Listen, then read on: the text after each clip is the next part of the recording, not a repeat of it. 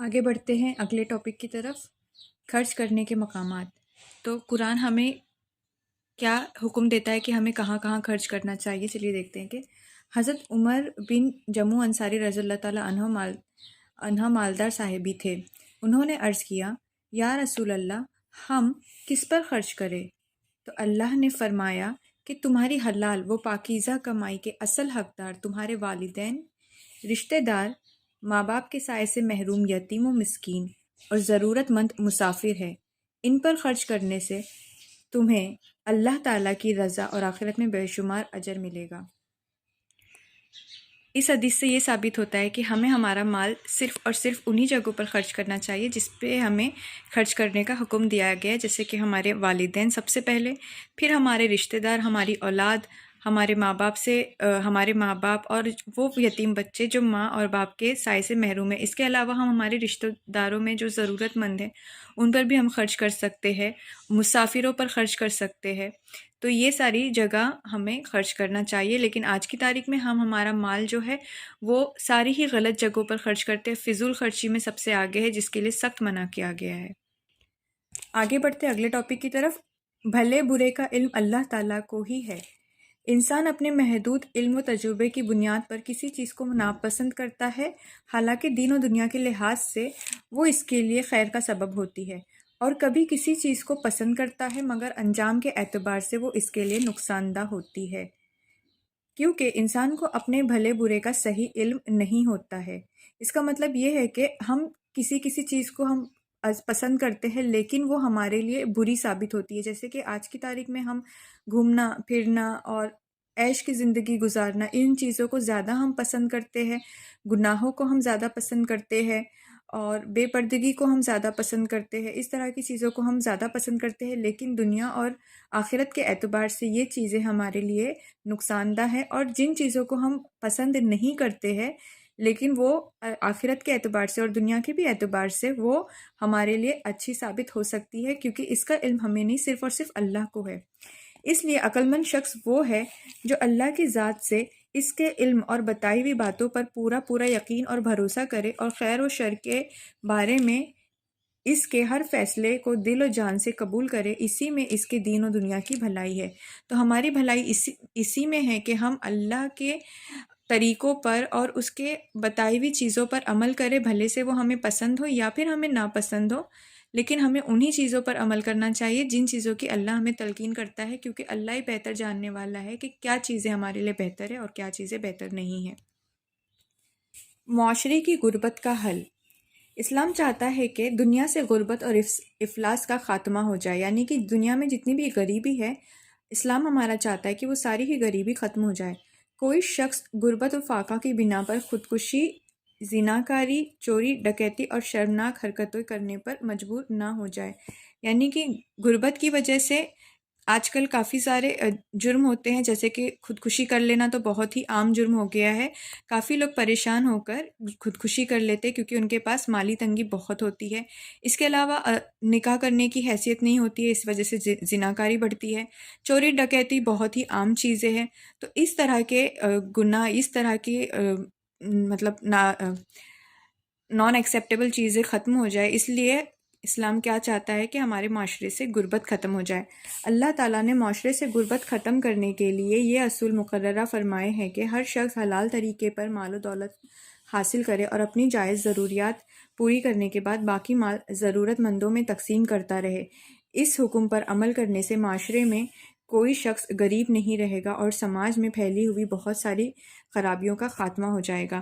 تو اس طرح کے جرم کو، اس طرح کی برائیوں کو روکنے کے لیے اسلام یہ حکم دیتا ہے کہ ہر وہ شخص اتنا ہی مال اپنے پاس رکھے جتنے مال کی اس کو ضرورت ہے، اور باقی کا مال وہ ضرورت مندوں میں تقسیم کر دے۔ اس طرح سے کرنے سے کیا ہوگا کہ جو غریب ہے، جو خودکشی کر رہے ہیں، وہ اس طرح کے عمل نہیں کریں گے اور ان کو بھی کچھ مال میسر ہو جائے گا جس سے وہ اپنی ضرورت پوری کر سکے۔ لیکن ایسا ہوتا نہیں ہے۔ ہمارے معاشرہ ایسا ہو گیا ہے کہ امیر اور امیر بننا چاہتا ہے اور غریب اور دبتا جا رہا ہے۔ تو اللہ اس مشکل سے ہم سب کو باہر نکالے۔ آگے بڑھتے اگلے ٹاپک کی طرف، میاں بیوی کو ہدایت۔ چلیے دیکھتے ہیں کہ قرآن پاک ہمیں میاں بیوی کو کیا ہدایت دیتا ہے۔ اللہ تعالیٰ نے میاں بیوی کے خصوصی ملاپ کے بارے میں چند حقائق بیان فرمائے ہیں، جس طرح کسان اپنی کھیتی کو بڑی دولت سمجھ کر عزیز رکھتا ہے اور ہر طرح کے نقصان سے اس کی حفاظت کرتا ہے، اسی طرح شوہر کو چاہیے کہ وہ اپنی بیوی کو محبوب اور عزیز ترین دولت سمجھ کر اس کی حفاظت کرے اور اس کی جائز ضرورتوں کو پورا کرنے کی کوشش کرے۔ میاں بیوی کا ملاپ صرف لذت اور خواہش پوری کرنے کے لیے نہیں ہو، بلکہ اس کا اصل مقصد اولاد کا حاصل کرنا ہو۔ شریعت نے جس مقام میں صحبت کرنے کی اجازت دی ہے، اس کو چھوڑ کر خلاف فطرت مقام میں اپنی خواہش کو پورا کرنا ناجائز و حرام قرار دیا ہے۔ نماز کی اہمیت۔ اللہ تعالیٰ نے ہر عاقل بالغ مسلمان مرد و عورت پر 5 وقت کی نمازیں فرض فرمائی ہیں۔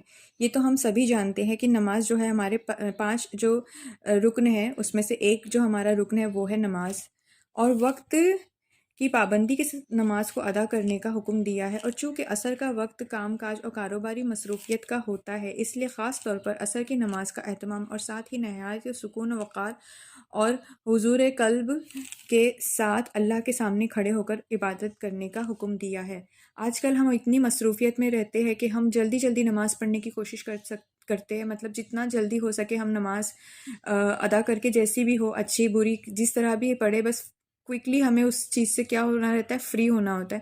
تو ایسی نماز کے لیے سخت منع کیا گیا ہے، بلکہ ہمیں پورے خلوص کے ساتھ، پورے سکون کے ساتھ نماز ادا کرنی چاہیے، اور خاص کر کے اگر مصروفیت ہے تو ان نمازوں کا ایک الگ ہی درجہ ہے، کیونکہ اللہ جانتا ہے کہ ہم کتنے مصروف ہیں، اس کے بعد بھی ہم ہمارے دنیا کے کاموں کو چھوڑ کر اللہ کے لیے اگر ہم وقت نکالیں گے تو اس کا اجر بہت بڑا ہے، اور اللہ ہمیں اور پھر برکت دے گا، اور انشاءاللہ ہماری دنیا اور آخرت دونوں سنوارے گا، دونوں جہانوں میں عزت بخشے گا۔ چلیے بڑھتے ہیں اگلے ٹاپک کی طرف، نیک بندوں کے ساتھ اللہ کی مدد۔ حضرت موسیٰ علیہ السلام کے بعد بنی اسرائیل پر جالوت بادشاہ مسلط ہوا، تو اس وقت کے نبی حضرت شمائیل علیہ السلام نے طالوت نامی شخص کو سپہ سالار مقرر کر دیا۔ یہ اس زمانے کی بات ہو رہی ہے جب موسیٰ علیہ السلام چلے گئے اور ان کے بعد دوسرا بادشاہ مسلط کر دیا گیا اسرائیلیوں پر، یہ اس زمانے کی بات ہو رہی ہے۔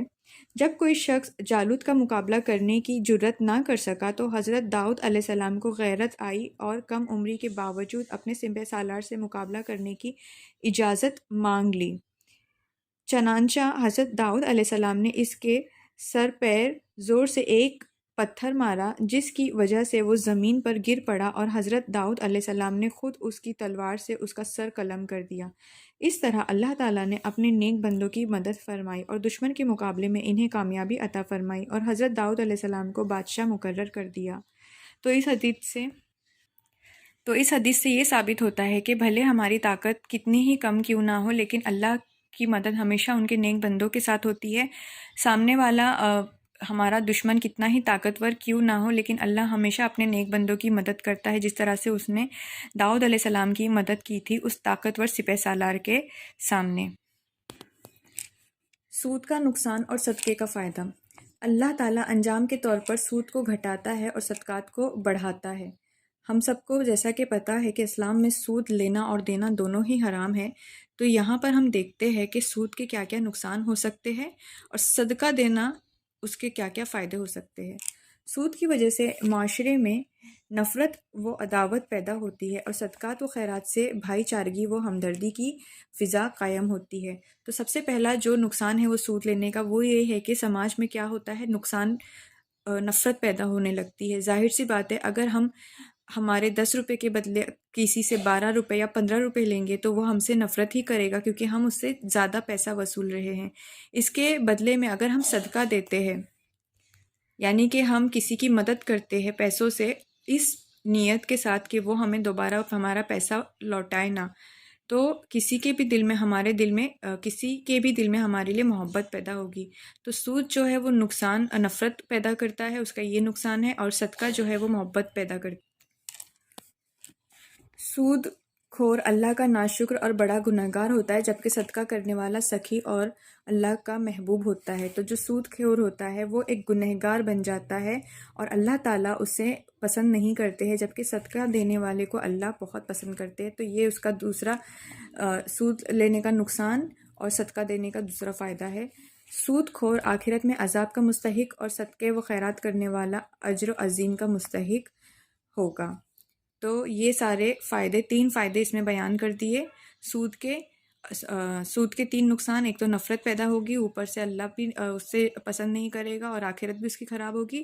اسی طرح سے صدقہ دینے کے بھی 3 فائدے ہیں، ایک تو یہ کہ محبت پیدا ہوگی، اللہ کا محبوب بنے گا، اور آخرت میں اس کو بہت عظیم مرتبہ دیا جائے گا۔ سورہ بقرہ کی آخری 2 آیتوں کی فضیلت۔ ہمیں پتہ ہے سورہ بقرہ